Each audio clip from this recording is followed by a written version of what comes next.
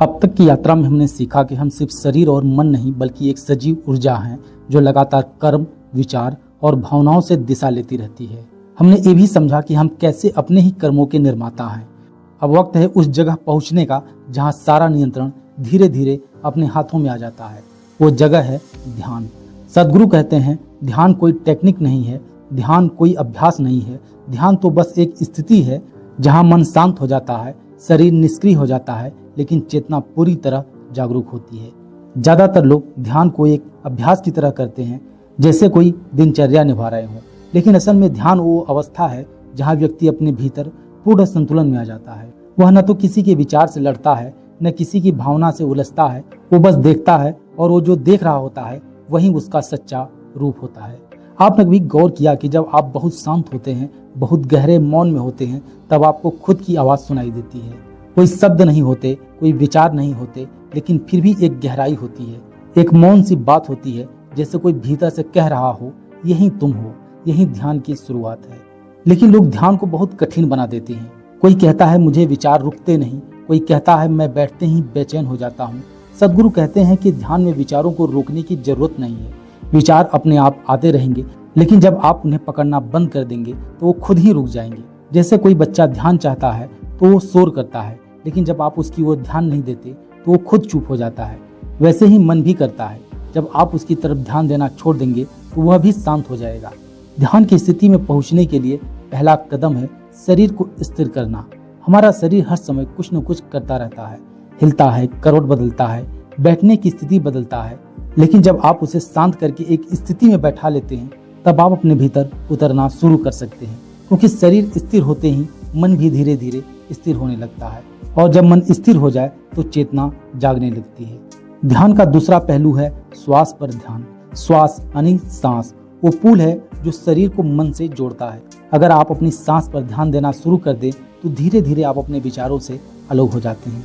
आप देखना शुरू कर देते हैं कि सांसें चल रही हैं, विचार आ रहे हैं, लेकिन आप उनसे अलग हैं। यही ध्यान की असली शुरुआत है। सदगुरु बताते हैं कि ध्यान कोई धर्म नहीं, यह कोई साधु संतों की चीज नहीं है, यह तो हर इंसान के लिए है जो अपने भीतर एक सच्ची शांति, स्थायित्व और आनंद चाहता है।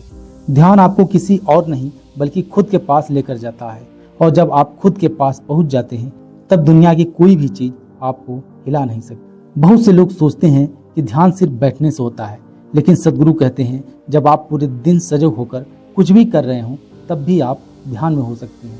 जैसे अगर आप खाना खा रहे हैं और आप पूरी तरह उसी में डूबे हुए हैं तो आप ध्यान में हैं।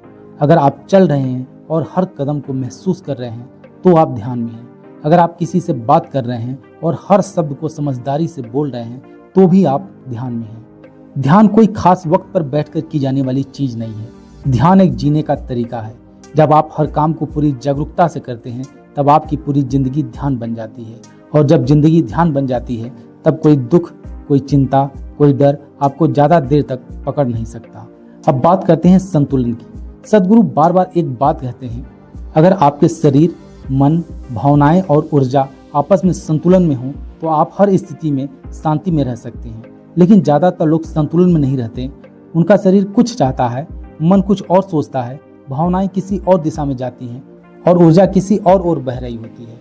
इस वजह से इंसान हमेशा भीतर से टूटता रहता है, बिखरता रहता है।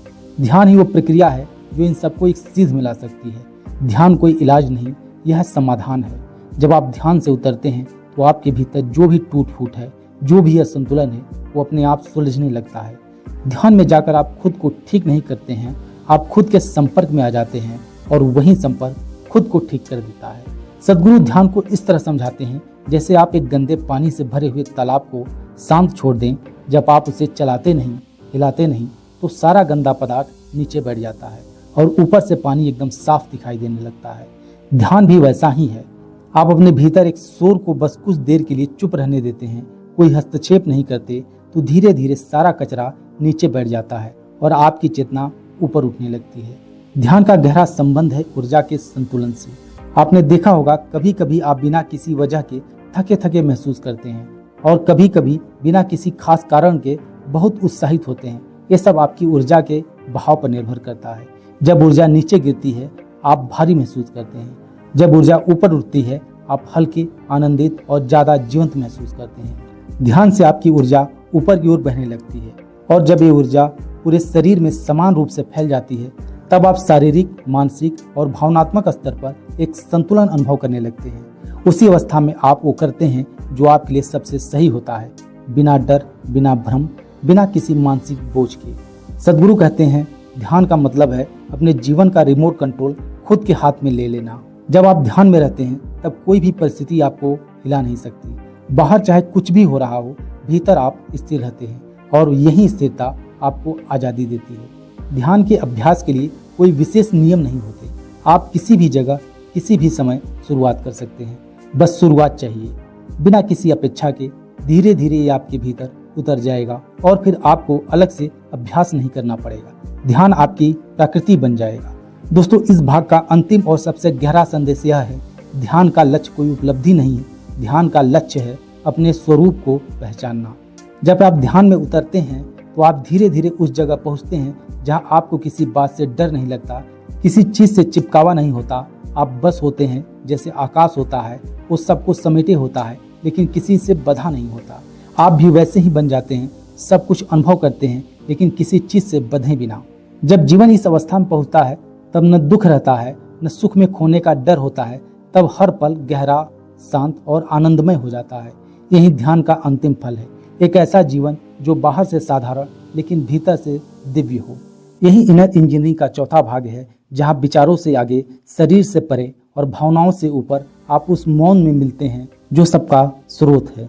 अगर आप रोज कुछ समय निकालकर इस अभ्यास को करें तो आप पाएंगे कि आप वही व्यक्ति हैं, लेकिन आपकी सोच, आपका अनुभव और आपकी दुनिया धीरे धीरे पूरी तरह बदल गई है।